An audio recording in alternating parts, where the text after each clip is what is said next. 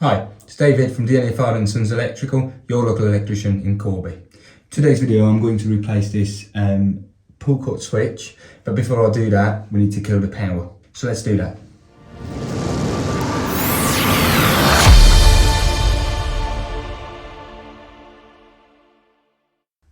Now I know the circuit is there because I safely isolated it at the board.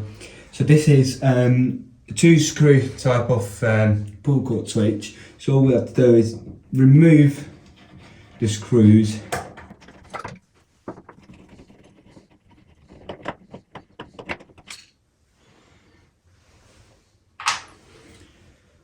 If you pull this down carefully, you'll find 3 wires.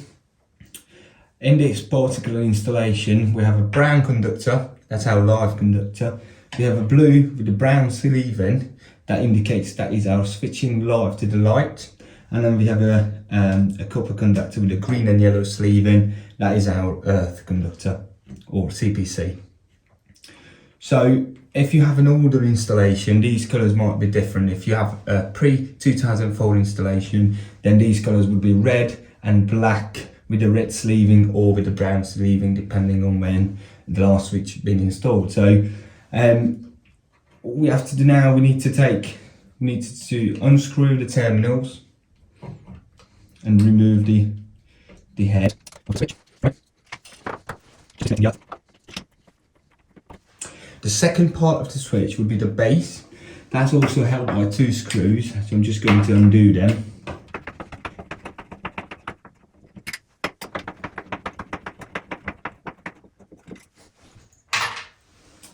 And then this should all come off now.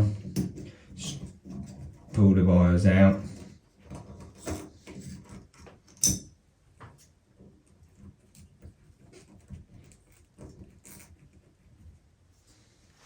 Lovely.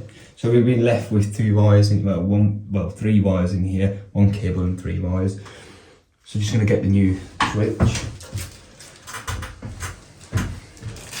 Now, depending on the type of your new pull cord switch, you can have various knockouts on the base.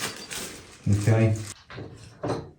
So again, with the base, we have a terminal here. That's for your earthing conductor, and you can knock the hole out right on the middle, and then also on the side.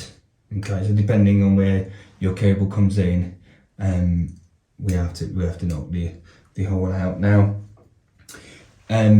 We ideally looking, because it's a pull switch, when you fix it to the ceiling it gets pulled all the time, so we ideally like to put the fittings into a joist if we can. Fortunately, if there's no joist around, then you can use various fixing into the plasterboard to make it secure. It's always a good idea to put fixing in, because as I said, it gets pulled all the time, so it really needs to be firm on the ceiling. So what we do is then we're trying to do the same holes that was before, because you already have the fixing in there, and then I like to make sure it covers the previous hole. So if I lay it up correctly, we've got the 2 holes there, so it tells me that I need to knock out this part in here. So let's just do that.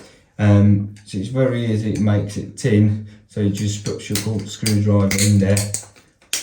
Yeah, if you just knock it out.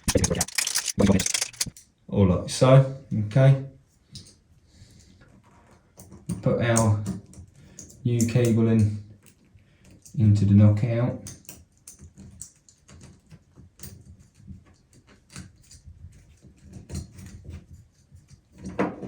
It's perfect.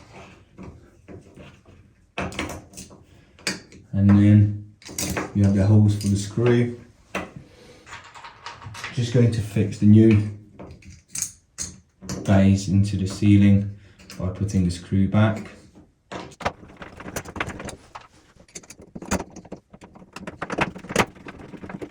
So now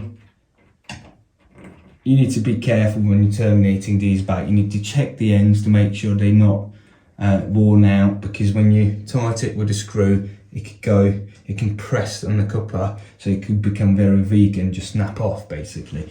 So these ones are quite used, so I'm just going to strip them back a little bit before terminating into the new switch.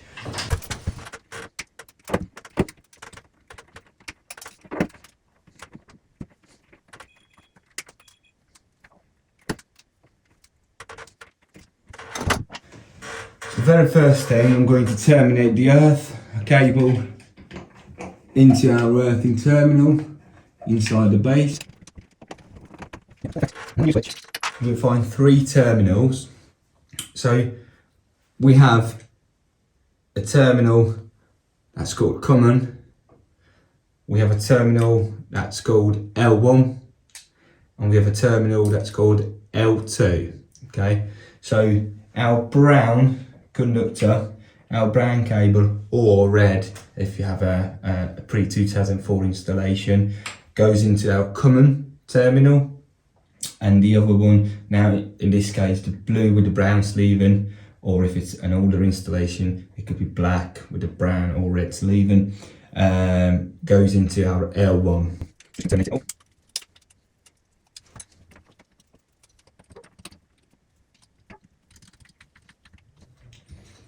Yeah, and then we just push it back up,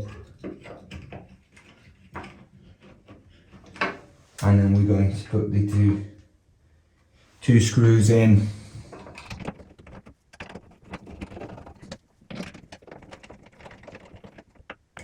Perfect. Now we can turn the power back on and see what we've done. Yeah, the power back on. Slowly working. Now you can set the pull cord, the length of the pull cord, to your required length by untwisting this, and then just simply pull this one up wherever you like it to be. Yeah, that way. Tighten the knot on the end and cut the rest off.